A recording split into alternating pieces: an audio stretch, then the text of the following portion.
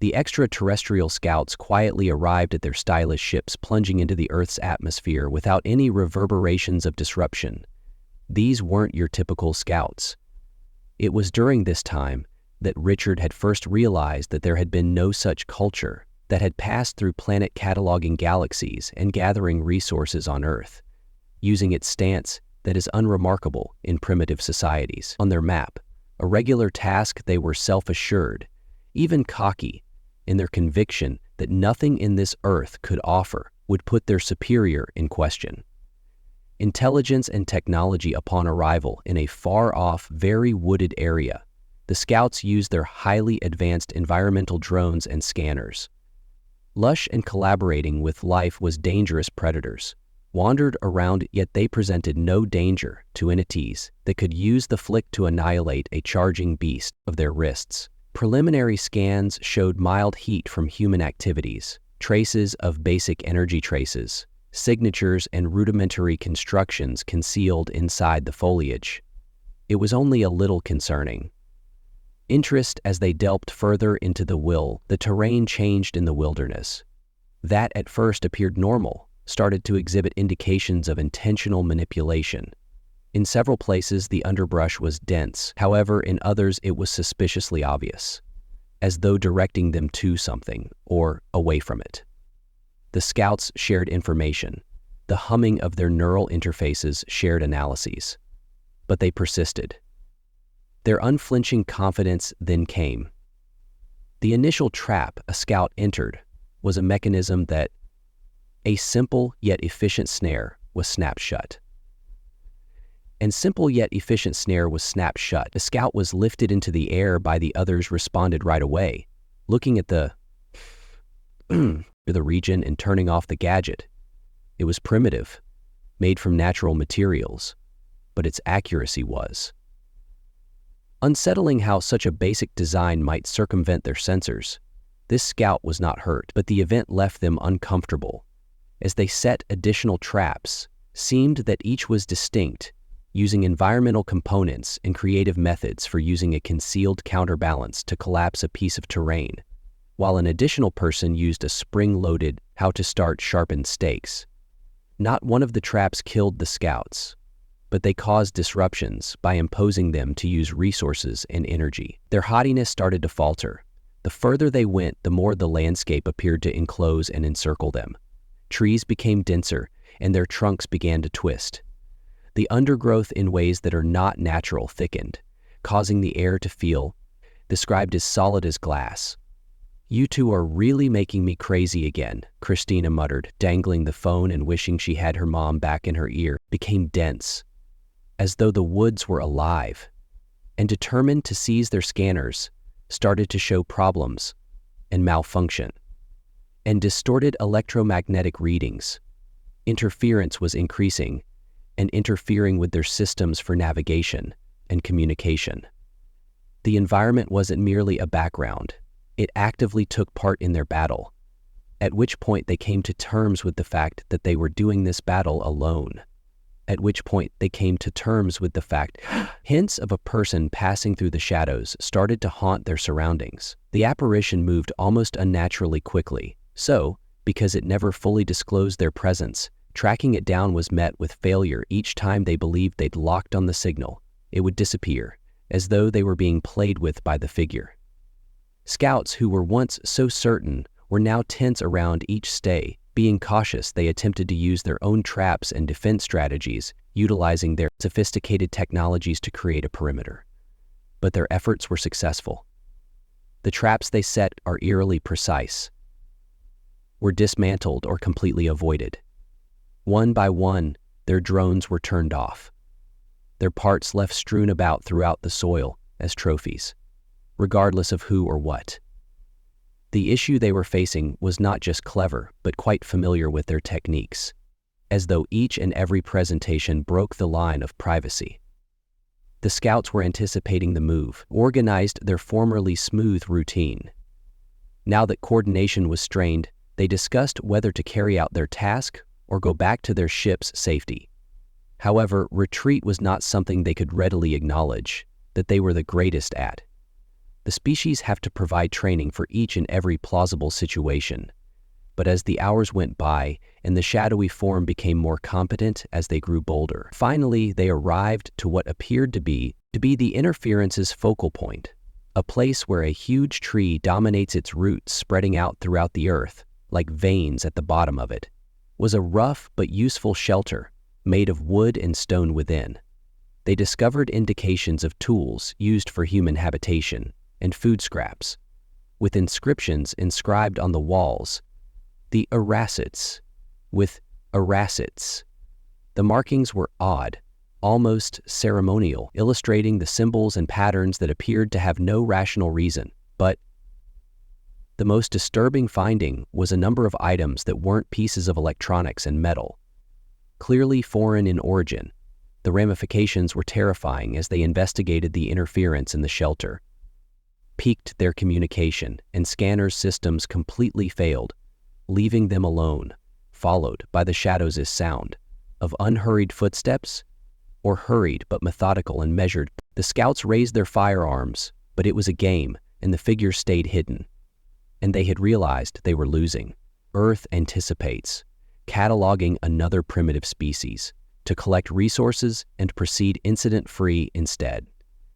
They discovered that they were caught up in a whizz's war with an adversary they was unable to see or comprehend. For the first time in their lives, they experienced fear.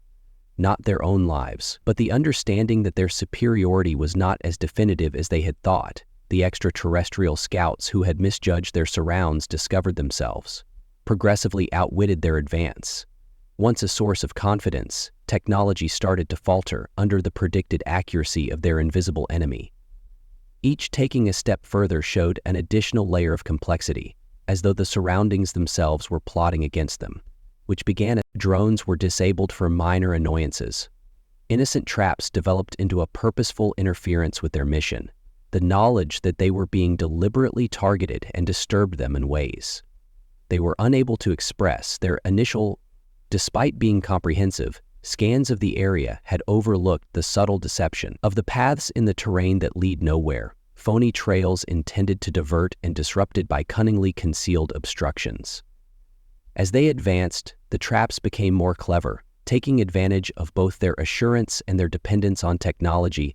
With a strategically located trip mechanism caused a scout to fall, only to set off a chain of events that caused the location, causing everyone else to withdraw. Their action seems expected, as though the invisible enemy was observing and discovering their attempts at retaliation were unsuccessful, deploying unexpected opposition. Their own pitfalls and defenses ought to have been a simple procedure, but the enemy destroyed or easily got around them. Even their endeavors to create a boundary for safety didn't work, as if every equipment had been expected as part of the strategy. If left unattended, a single second would go. The following, providing no indication of how it had been made. Every attempt to recover the failure fueling was the response to control. He pressed annoyance and discomfort in the group. The unity of the scouts started to erode while they had always functioned as a cohesive unit, combined their developing understanding of illness. Their reluctance was generated by vulnerability, argued about what should be done, whether to advance or withdraw to their ship or make a call for retreat. But reinforcements weren't an act they might agree to without evidence of a serious danger.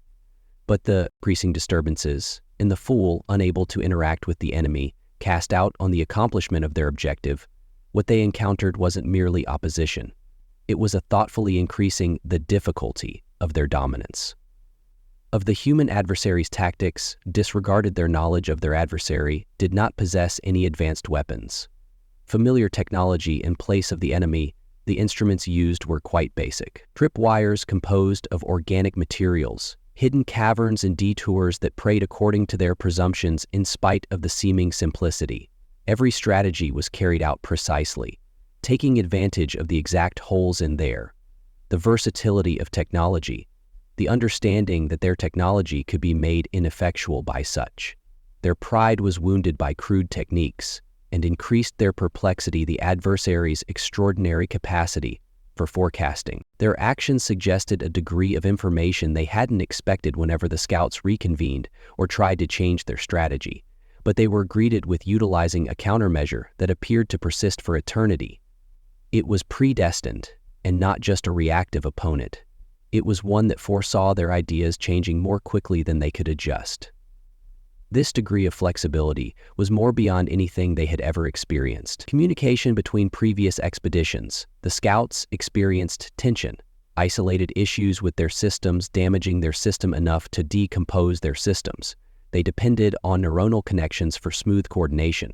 Lacking their customary decisions over connectivity took longer, and disagreements persisted for an extended period of time. Their ally turned against them. As the hours went by, the seclusion increased their susceptibility to them to depend on subpar tactics, and not premeditated, but instinctive. Accurately identifying their enemy's existence, stayed invisible while choking the scouts, were aware that they were being observed, but their sensors yielded no verification of the person hunting their steps left. No visible trail, and no warmth signature, without any electromagnetic disruption to monitor, but its effect was unquestionably pushing them farther into a second layer, the alien scouts' psychological spiral. Taught to maintain composure in the face of danger, they now found themselves in second place, speculating on each choice as their irritation increased.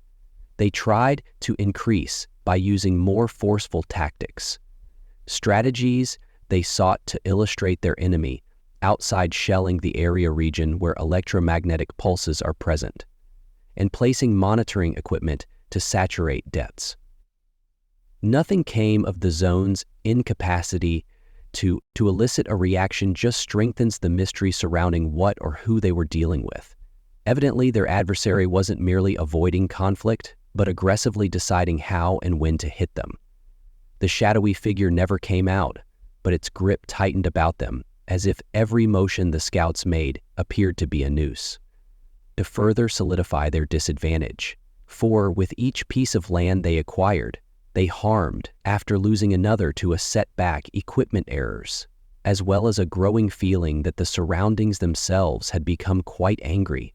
It wasn't just the traps, but the mental health consequences of battling an invisible force that started to dismantle them.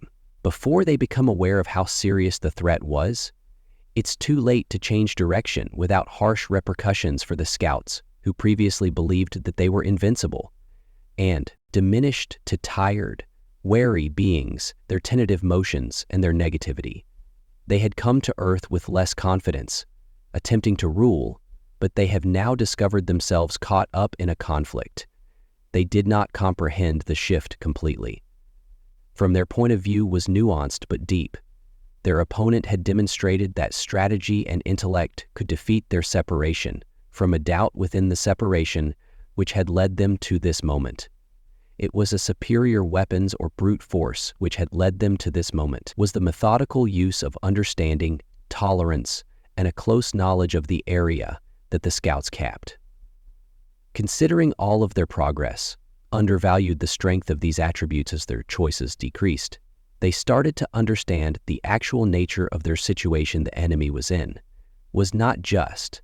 It was aggressively protecting its area, defeating them by turning their own tactics to counter them. The game had changed, and for the initial instance, they became aware that they were no longer hunters. The scouts pieced them as the prey, pieces of their enemy's united identity from the fragmented ruins of history or the lost cosmos. When he was in a clearing, they found evidence pointing to a human. Residents' crude tools or improvised shelters, and inscriptions etched into surfaces.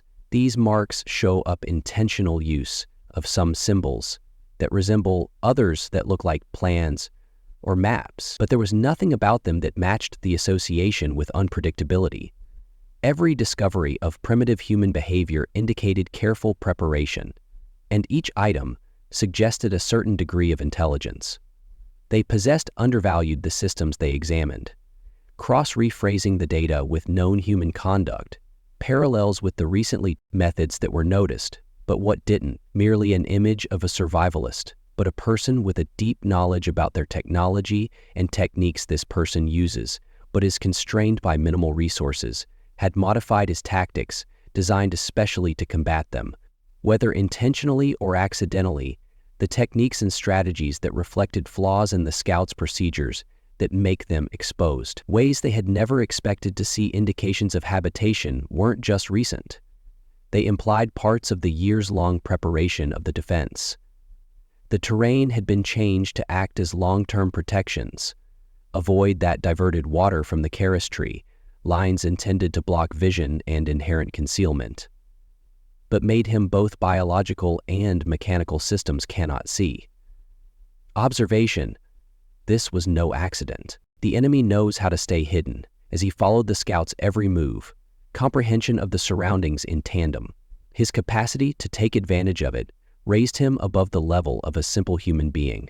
As they went farther into the area, the scouts found more disturbing link between the instruments created by humans and shelters where they discovered traces of their components of their own kinds, shattered technology cables, and pieces that only could have originated from past missions or create the scouts understood the ramifications.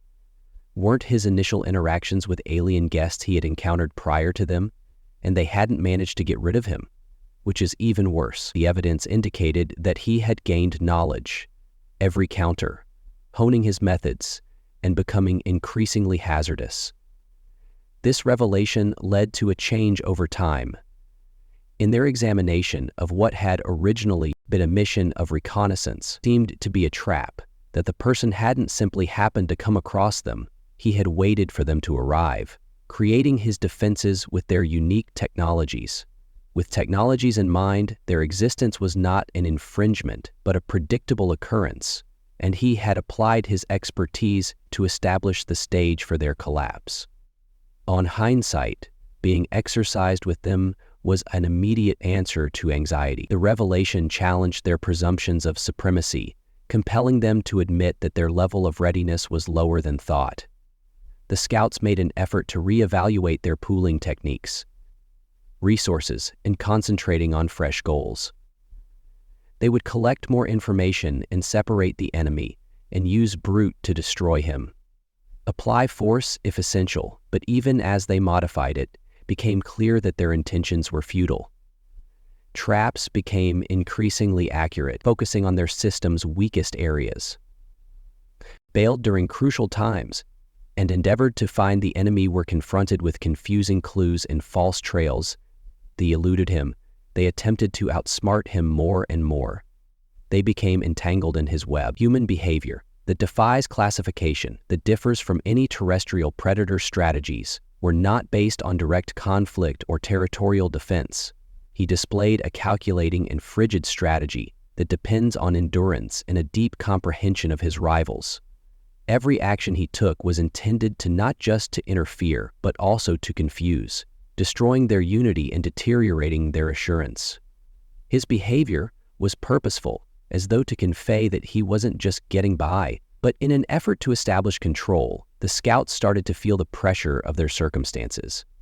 The more time they spent in the area, the more their unity was undermined. Equipment malfunctions and communication issues, and the unrelenting psychological damage caused by the enemy's strategies made them feel more and more alone and susceptible. Every single scout was once an essential component. When a single hole turned into a distinct sound, that target was compelled to protect themselves, fighting an adversary they were unable to see. Whether it was a fight with a target turned into a chaotic attempt to reorganize had deteriorating outcomes. Their dependence on cutting-edge systems shown to be a drawback, because the human took advantage of their arrogance and technology that the scouts took away from their capacity to adjust on the fly, discovered putting themselves at a disadvantage in comparison to an adversary who flourished in uncertainty. They had anticipated a straightforward mission and discovered themselves defeated by a force they were unable to exploit. Neither comprehend nor manage, the scouts were compelled to face an awkward fact. Their enemy wasn't only in treble, wrote Garrison. In response to their arrival, he had expected them to study their talents and came up with a plan to demolish their strategy and operation.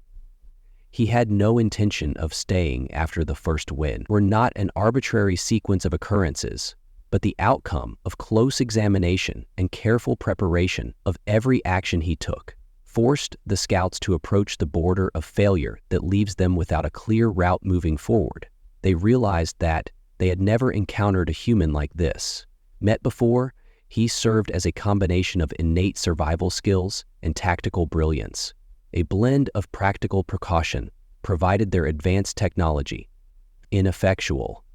Every advantage, they believed. Every action they took was invalidated. Forward encountered opposition that undermined the work they had started, as a normal investigation had changed into a conflict for which they were unprepared. Challenged, the scouts' self-confidence, once unshakable, has deteriorated into uncertainty and worry.